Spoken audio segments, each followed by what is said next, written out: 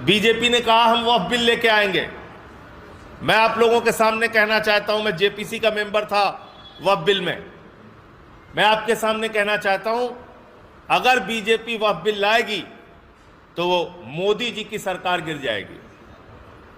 अगर बीजेपी वक्फ बिल लेके आएगी तो मोदी सरकार गिर जाएगी, क्योंकि चंद्रबाबू नायडू ने, नीतीश कुमार ने, चिराग पासवान ने, जयंत चौधरी जी ने, सब ने मिलके अल्टीमेटम दे दिया है।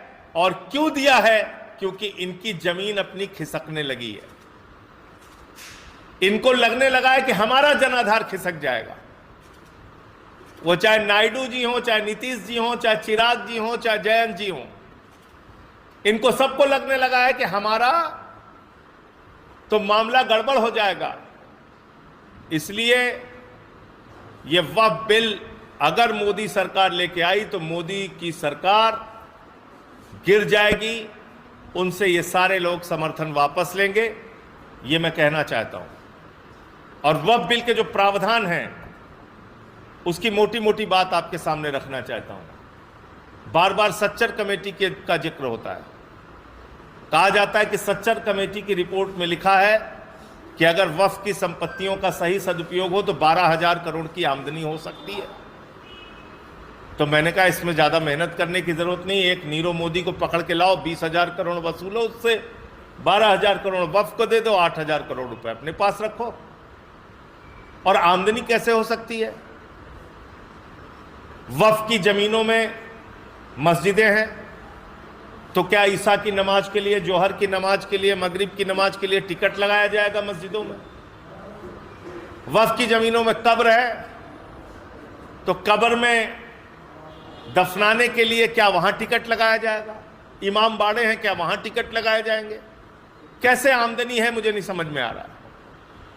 दूसरी बात, जिस सच्चर कमेटी की रिपोर्ट का आप हवाला दे रहे हैं, उसी सच्चर कमेटी की रिपोर्ट में लिखा हुआ है कि लगभग 356 संपत्तियां इस देश के अंदर ऐसी हैं जहां पे सरकार ने कब्जा कर रखा है और उसको खाली कराई जानी चाहिए। तो हाफ ट्रूथ यानी कि अर्ध सत्य नहीं बोलना चाहिए, सुविधाजनक सत्य नहीं बोलना चाहिए, पूरा सच बोलना चाहिए। मैं जेपीसी में था, मैंने वो रिपोर्ट देखी है। फिर क्या लिखा हुआ है? खुद minority affairs ministry, inverted comma में बोल रहा हूं, माइनॉरिटी अफेयर्स मिनिस्ट्री ने हमारी कमेटी के सामने आके स्वीकार किया था कि सुप्रीम कोर्ट में मोदी जी की सरकार ने शपथ पत्र दिया है कि पूरे देश में जितनी भी वक्फ की संपत्तियां हैं उसमें से 99% संपत्तियां रजिस्टर्ड हैं, पंजीकृत हैं और ऑनलाइन हैं। यह खुद स्वीकार किया आपने। कहां स्वीकार किया? 2022 में सुप्रीम कोर्ट में। क्या लिखा है उसमें मोदी जी की सरकार ने? कि 99% संपत्तियों के सारे कागजात हैं हमारे पास, सारी संपत्तियां जायज हैं, सारी संपत्तियां पंजीकृत हैं और सारी संपत्तियां ऑनलाइन हैं। यह मैंने नहीं कहा, नरेंद्र मोदी जी की सरकार ने कहा। तो फिर क्यों झूठ बोलते हो कि वक्फ की संपत्तियों का हम उसको रेगुलेट करेंगे, उसको बहुत सही? अरे आप तो कह रहे हो कि 99% आप रेगुलेट कर चुके हो, आपके पास सारे कागज हैं, आप पंजीकृत कर चुके हो, आप ऑनलाइन कर चुके हो, आप उसका सर्वे कर चुके हो। तीसरी बात उस बिल में लिखा हुआ है कि एक व्यक्ति अगर 5 साल तक प्रैक्टिसिंग मुस्लिम रहेगा तभी वो मस्जिद के लिए या मदरसे के लिए दान कर सकता है। मुझे हिंदुस्तान ही नहीं पूरी दुनिया का एक कानून बताइए जिसमें यह लिखा हो कि दान करने के लिए आपको धार्मिक रीतियों का पालन करना आवश्यक है। एक पूरे दुनिया में कोई कानून बता दीजिए। अरे भैया, नास्तिक व्यक्ति भी दान कर सकता है जो किसी धर्म को नहीं मानता। आपने ऐसा कानून बना के रखा है, 5 साल का प्रैक्टिसिंग मुस्लिम। और इन सब के बाद जो बात मैं कहने जा रहा हूं, इसको रिकॉर्ड करके रखिएगा। ये वो पार्टी है जिसने डिफेंस की जमीन प्रधानमंत्री के दोस्त को दे दिया अयोध्या के अंदर।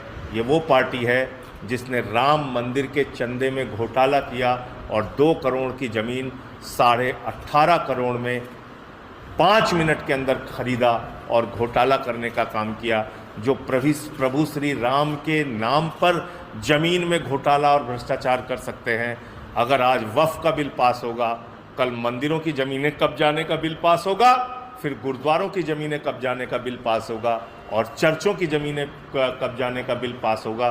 क्योंकि जाहिर तौर पे धार्मिक स्थलों के आसपास जो धार्मिक स्थलों की ज़मीनें हैं वो महंगी हैं, महत्वपूर्ण स्थानों पर हैं और उस पर मोदी जी के दोस्तों का अच्छा व्यापार चल सकता है। तो अगला मकसद इनका मंदिर, गुरुद्वारा और चर्च की ज़मीनें कब्जा करने का भी है। उसके भी संबंध में बिल लाके और उनकी ज़मीनें कब्जा करने का इनका मकसद है। तो इसलिए इस देश के लोगों को सावधान होना चाहिए कि इस तरह के बिल का कोई भी समर्थन न किया जाए। और ये बिल तो पास करेंगे तो इनकी सरकार गिर जाएगी, ये तो तय है।